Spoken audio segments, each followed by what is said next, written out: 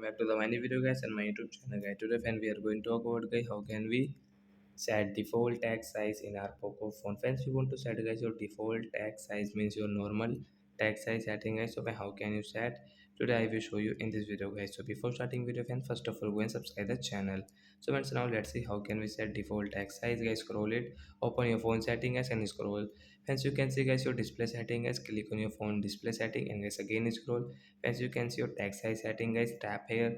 Friends, you can see guys your text size setting guys. You can see this two small large excellent double L size. You can size. Friends, you can see this L size means this normal size guys. And guys tap here. Friends, you can see guys your text normal size. You can check. So hi friends, you have understood how to set default text size setting in Poco phone. So that's it guys. Thanks for watching the video.